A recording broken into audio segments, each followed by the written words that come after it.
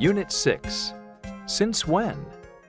Unit 6, pages 46 and 47. Look and listen. Since when? Many inventions aren't as old as you think. The following inventions are part of people's everyday lives, but they haven't been around for all that long of a time. Read about their history. Does any of the information surprise you? Have you listened to the news on the radio recently? Have you talked on your cell phone? At the beginning of the 20th century, many people didn't believe that electromagnetic waves traveled through the air. Guglielmo Marconi proved them wrong. On December 12, 1901, Marconi tied several antennas to kites. He sent a signal, the letter S, in Morse code across the Atlantic Ocean, about 2,175 miles, 3,500 kilometers away.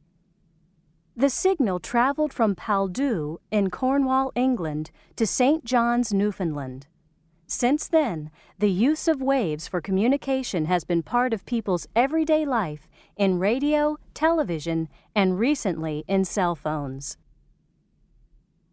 Have you looked in the refrigerator recently? People have tried to keep cool or cool their food for ages. The Chinese invented ice cream 4,000 years ago, and they used to keep it in snow in underground chambers. In Baghdad in the 8th century, a king used to import snow and put it between the walls of his summer home. The snow cooled the home. In 1834, Jacob Perkins, an American in London, invented a machine to make ice. The first home refrigerators appeared in the early 1920s, and today almost every home has one. In the 21st century, we can't live without it. The average American visits the refrigerator about 45 times a day. Have you seen any good programs on TV lately? Did you ever think of life without television? Well, it hasn't been around for that many years.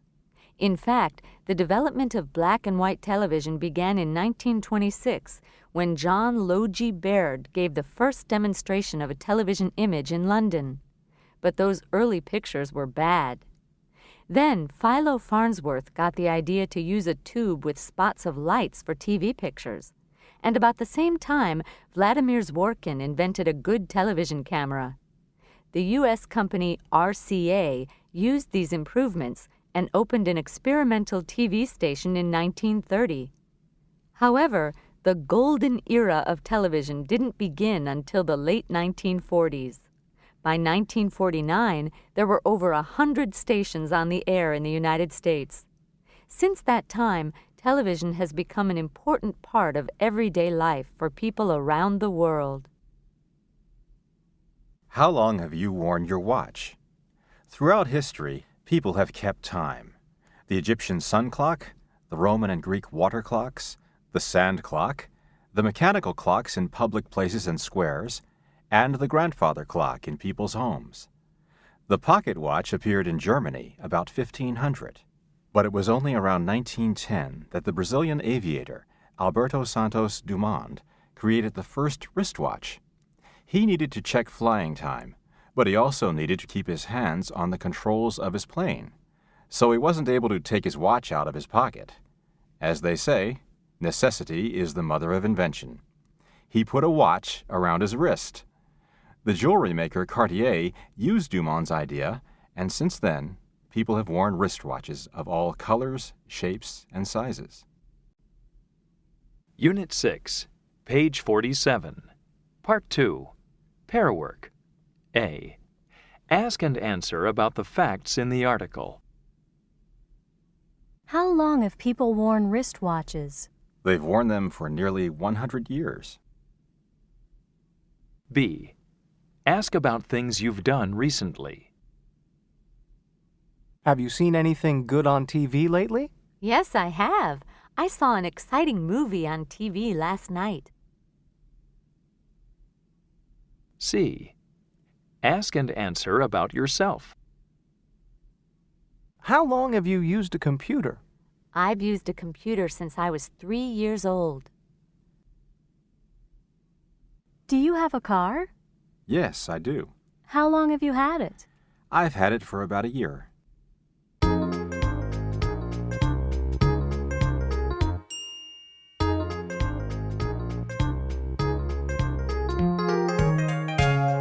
Unit 6, page 50. Part 5. Listening. A. Listen to the conversation. Arlie meets Jack and Mary in the park. Listen for the overall situation. Answer the questions. Hi, Jack. You're looking good. Do you work out every day? Yes, Mary and I have changed our lifestyle completely. Since Jack had his heart problem, we've walked every morning. We've eaten healthier food. We haven't stayed out late at night the way we used to. And we've stopped smoking. We've tried to have a healthier lifestyle. And are you still working in the airport control tower? It's been 3 years since I worked there with you. No, I've had a new job for 6 months. I'm training air traffic controllers. It's less stressful, and I have more time off. What about you? Well, I got married. I've been married for almost a year. My wife and I like to cook, and I've gotten a desk job, so I've gained a lot of weight. That's why I've started to exercise. B. Listen again. Answer the questions. Hi, Jack. You're looking good. Do you work out every day? Yes, Mary and I have changed our lifestyle completely. Since Jack had his heart problem, we've walked every morning. We've eaten healthier food. We haven't stayed out late at night the way we used to.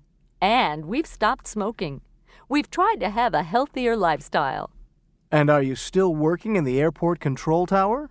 It's been 3 years since I worked there with you. No, I've had a new job for 6 months. I'm training air traffic controllers. It's less stressful, and I have more time off. What about you? Well, I got married. I've been married for almost a year. My wife and I like to cook, and I've gotten a desk job, so I've gained a lot of weight. That's why I've started to exercise. Unit 6, page 50, Part 6. Pronunciation. Listen and practice. Note the contraction of how plus have, where plus have, and what plus have. How have you been? Where have you been? What have you done? Unit 6, page 51, Part 8. Conversation. Hi, Laura. Hello, Justin. I'm sorry, I didn't recognize you. You look so different. Yeah. Well, we haven't seen each other for about 3 years. You've changed so much. Well, you haven't. You're still the same. How long have you had that haircut? For about a year. Do you like it? Yes, it gives you a young look. How long have you worn that earring? You mean my pierced ear? I've had it since I've been in art school. You're going to art school now? Yes. And I'm also learning to play the bagpipes. I was going to ask you about that. But tell me, Justin, why the big change? I guess I met the right person. Unit 6, page 52, Part 10. Reading. The Magic of Movies. Since December 28, 1895, there have been movie audiences. That day, the Lumiere brothers showed short films in a cafe in Paris. The audience screamed when a train on the film came right toward them. Since then, filmmakers have used various techniques to amaze audiences. These techniques form the art of special effects and create the magic of the movies. One of the first geniuses of special effects was also a Frenchman, Georges Méliès. In 1899, he made a movie called The Conjurer. In it, he disappeared, and then his female assistant disappeared. How was this possible? early movie makers stopped the camera and then started it again. In between time, the person or object or scene in front of the camera changed. For example, in one of his early films, the inventor Thomas Edison substituted a dummy for the actress in a film about Mary, Queen of Scots.